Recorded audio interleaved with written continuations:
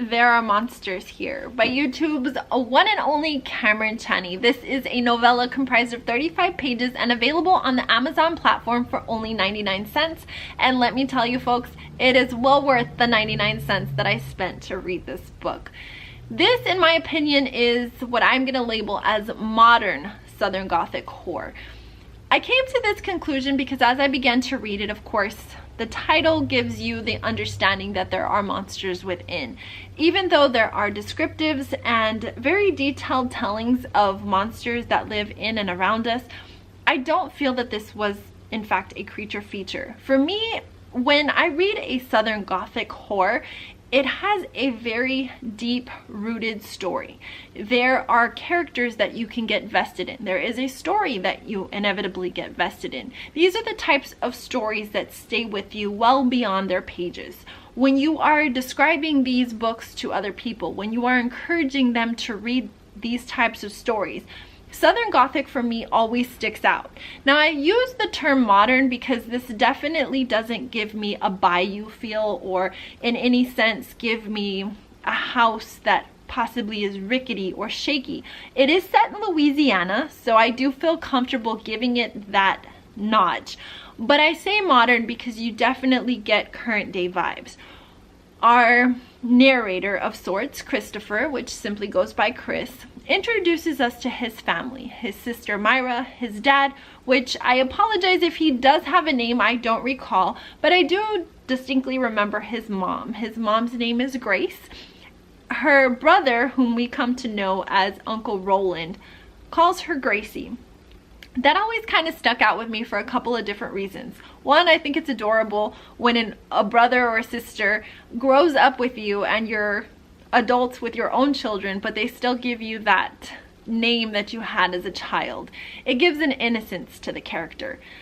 But Grace, in and of itself, has a religious connotation. And whether you do it coherently or not, I think sometimes with writers, they tend to use these names that give a play on a battle of good and evil within. At least that's what I took from it. So Chris is giving us a descriptive narrative on his parents. His parents divorced when he was young. He was about 7 years old. Kind of flashes to a couple of years later, and we're talking about how the divorce kind of divided the household, if you will. We see the relationship between he and his parents individually and together, and then the deterioration of those relationships over time. We see that each of the respective characters in some way, shape, or form deals with monsters in their own way, to include Chris himself. Chris then takes us future forward to his older self. He's about 24 years of age, and he revisits his childhood home where he once again faces monsters. What I absolutely loved about that setting was the descriptive of the home. There is so much tie-in and connection to the characters and to the place setting of the childhood home in which you grew up in. And when there is disturbance within that, it brings a whole new ambiance to the story. The dad's conservatory really stood out to me above all other areas of the house just because of the descriptive detailing that went into that, and you could really almost get like a Jumanji feel to it with how it became a part of young Chris's imagination, but so much to the point that I really think that it helped to keep his father alive for him. There was a conversation that took place between Chris and his Uncle Roland, which as I stated is the brother of his mother Grace. And young Chris is asking his uncle, where do monsters come from? And where do they go when they're not with us? And his uncle looks at him and he says, you know, monsters don't go anywhere. They're always here. You'll understand when you're older. And that really stood out to me and stayed with me through the duration of the story, because as I'm getting a feel for Chris and his parents and his sister and the trials and tribulations of their defining moments of these monsters within, and what the term monster really signifies, it's the true understanding that as we age, a simple term can mean something to you one way when you are of a certain age and then something very different when you are older. But for Chris, I don't feel that there was any kind of differentiation. I felt that Chris viewed monsters the same despite his age, and there was such a beauty in that.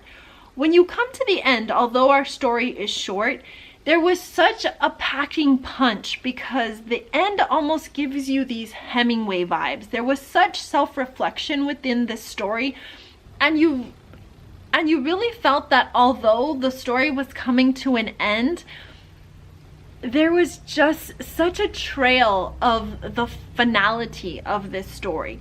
Those final words honestly will stay with me through the duration, and I feel that's why I did rate it as high as I did, because although our characters aren't outstanding, they're not super memorable, and they're not characters that will stay with me forever, the story in essence will now stay with me forever because of that true reflection and just those final last two sentences.